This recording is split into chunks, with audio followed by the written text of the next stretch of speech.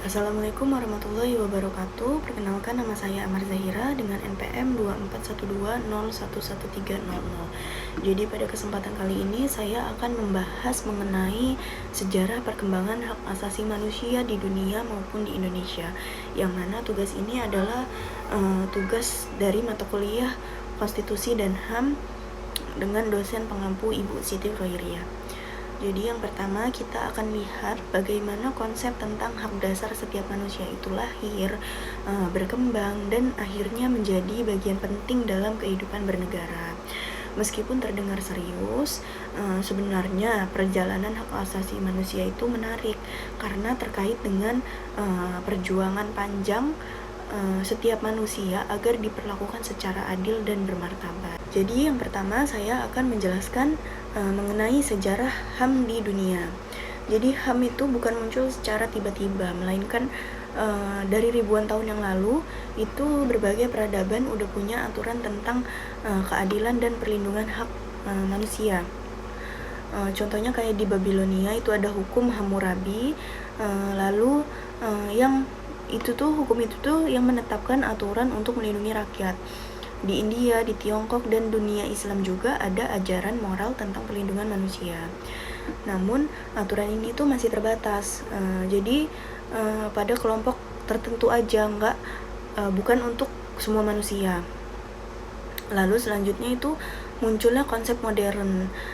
Gagasan hak asasi manusia ini modern ini mulai terlihat saat masyarakat menuntut pembatasan kekuasaan penguasa, yaitu ada Magna Carta Inggris pada tahun 1215.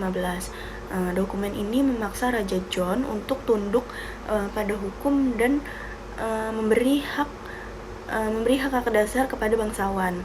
Meski masih terbatas, ini menunjukkan juga bahwa kekuasaan tidak boleh absolut. Selanjutnya itu ada Revolusi Amerika pada tahun 1776. Dalam Declaration of Independence muncul pernyataan terkenal bahwa semua manusia itu diciptakan setara dan memiliki hak hidup, kebebasan, dan juga mengejar kebahagiaan. Ini tuh menjadi inspirasi bagi banyak negara. Selanjutnya juga ada Revolusi Prancis pada tahun 1789 atau Declaration of the Rights of Man and of the Citizen, menegaskan kebebasan, kesetaraan, dan hak warga negara terhadap negara. Dokumen ini tuh makin memperkuat ide bahwa hak manusia itu universal. Lalu yang selanjutnya itu ada DUHAM atau Deklarasi Universal Hak Asasi Manusia. Pada tanggal 10 Desember 1948, PBB itu mengesahkan Deklarasi Universal Hak Asasi Manusia atau DUHAM ini. Dokumen ini juga berisi 30 pasal yang menetapkan hak dasar semua orang, yaitu seperti hak hidup, hak tidak disiksa, hak kebebasan bergerak dan berpendapat, hak beragama, hak berpendidikan, hak bekerja, dan mendapat perlindungan. Jadi DUHAM ini menjadi fondasi berbagai perjanjian internasional lainnya seperti Konvensi Hak Sipil Politik, serta Konvensi Hak Ekonomi Sosial Budaya. Jadi sejak saat itu HAM itu menjadi standar global yang diakui banyak negara. Lalu selanjutnya saya akan menjelaskan sejarah hak asasi manusia di Indonesia.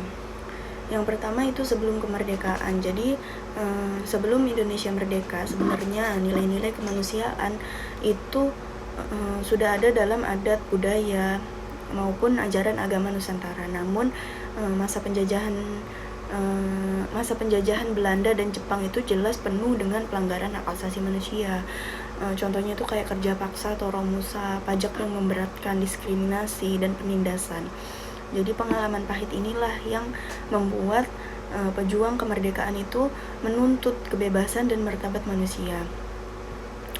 Lalu selanjutnya itu ada kemerdekaan pada tahun 1945. Jadi ketika Indonesia memproklamasikan kemerdekaan, para pendiri bangsa itu langsung menanamkan prinsip HAM di dalam konstitusi. Pembukaan Undang-Undang 1945 juga menegaskan bahwa tujuan negara adalah melindungi segenap bangsa Indonesia.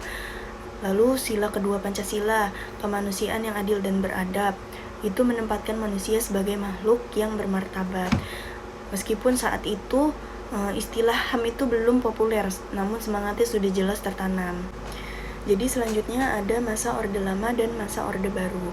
Jadi perjalanan Indonesia itu setelah merdeka itu tidak selalu mulus, melainkan pada masa Orde Lama bangsa masih sibuk mempertahankan kemerdekaan dan membangun negara, sehingga isu HAM itu belum terlalu menjadi perhatian utama.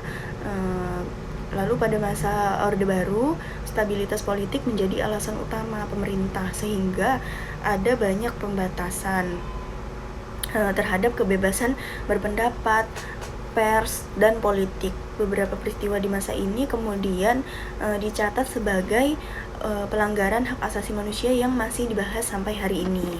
Jadi selanjutnya itu ada era reformasi pada tahun 1998 sampai sekarang.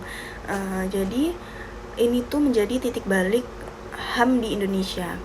Reformasi ini menjadi titik balik yang penting bagi HAM di Indonesia. Banyak perubahan besar yang dilakukan, contohnya amandemen Undang-Undang Dasar 1945.